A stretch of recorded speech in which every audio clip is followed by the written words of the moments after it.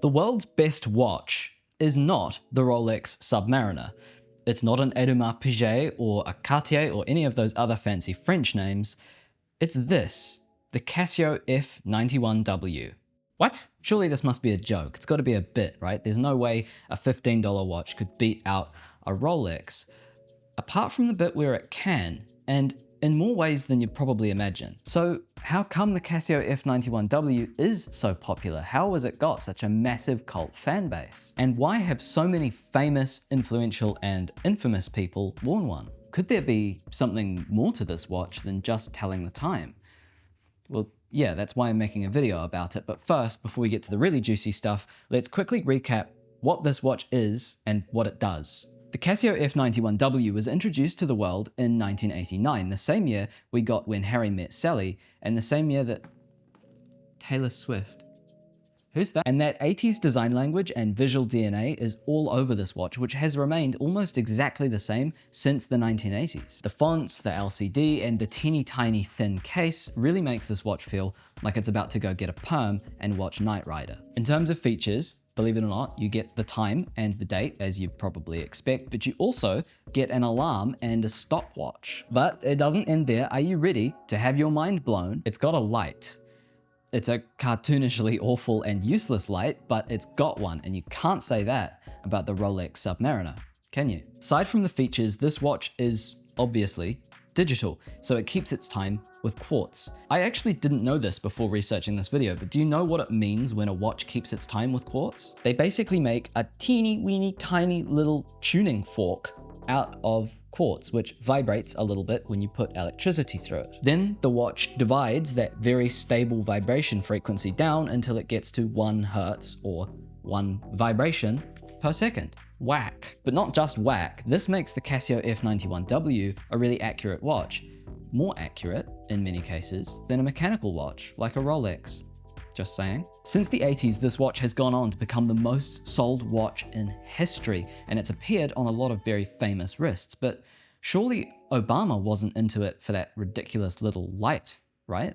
If you're into it, you should probably subscribe to the channel, by the way. It's down there somewhere. There's a few reasons that this watch seems to show up everywhere, and the first is that it looks good everywhere. You can wear this watch to a building site, a corporate meeting, a TV interview, or a nightclub, and it looks great in all of them. And I think the way it does that comes back to something I talk about a lot on this channel, which is that it's quintessential. It's what you picture in your head when somebody says wristwatch. If you asked a 5-year-old to draw a digital watch, that's probably pretty close to what they would draw. But instead of being the perfect, normal, boring watch, because the F-91W is such a perfect and iconic design, it somehow managed to avoid being boxed in altogether. Let me explain. When you see this watch, you have some ideas in your head, whether consciously or not, about what the person who's wearing it is probably like. And the same for this watch, and for this watch. But with the F-91W, it seems to sort of transcend the concept of class. It looks great on everyone, and because it's not trying to be a watch for lawyers or a watch for divers or a watch for race car drivers, it ends up just being a really good watch. And that's another way that the Casio manages to be better than a Rolex. It doesn't fall victim to the Rolex paradox. What's that? The Rolex paradox is kind of a funny situation that happens when you're wearing a watch as a status symbol. People either know about watches or they don't. And so if you're wearing a Rolex, people who don't know about watches probably won't even notice. And if they do, they don't know how much it costs or how rare it is, so they don't really care, and it doesn't tell them anything about your status. But if somebody who does know about watches sees your Rolex, they know which Rolexes are the expensive ones and which ones are the cheap ones. And if you're wearing a cheap Rolex, instead of making you look wealthy, it makes you look like you're trying to look wealthy. And so, unfortunately, the only Rolex that's really safe to wear as a status symbol are the really expensive ones. Alternatively, the Casio. It's not trying to be anything other than a great watch, but wearing it does say something about you and your taste. Maybe you're into the 80s, or maybe you're into the classics, but most likely you wanted a watch, and the one that you picked, rather than being any old watch, is one that is excellent at being a watch without thinking about status at all, which I think is cooler. But all of that still doesn't explain why now, of all times, the Casio F-91W is more popular than ever. Everyone loves this watch. It's got a massive cult following. It's got its own subreddit with 6,500 weekly visitors. It's even got fan accounts on Instagram. In fact, they're so popular that there are counterfeits being made and sold on eBay and in flea markets all around the world.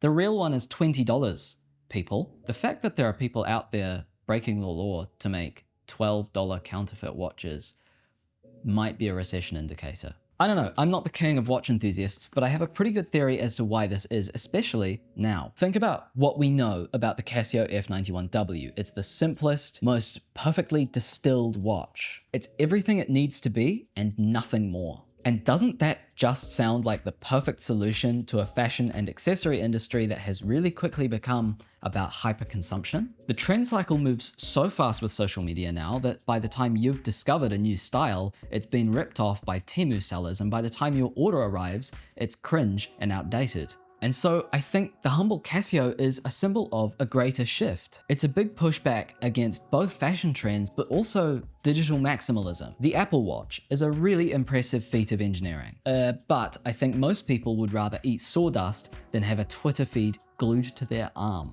And so we've got finance bros in one corner of the internet talking about how you need a Patek Philippe to feel happy, and on the other corner of the internet we've got people into Casios bragging about how long their $20 watch has been lasting on its original battery. But it's not just minimalism either. There's also a really big community of people who upgrade and customize and modify these watches. From swapping the bands around, to painting them, to upgrading that absolute joke of a light, all the way up to completely gutting these things, putting new computers in, and completely custom operating systems. There's even this guy who's bought every single different color the F-91W comes in, and aside from still being cheaper than like a mid-tier Omega watch, is slightly concerning, and maybe they need to be put in a psychiatric care facility. The point is, this started off as just a watch, and it is that perfectly, but now it's a whole community. When you meet somebody else who's wearing a Casio, you have that little moment of connection. People who are into watches, even the fancy expensive golden ones, still say,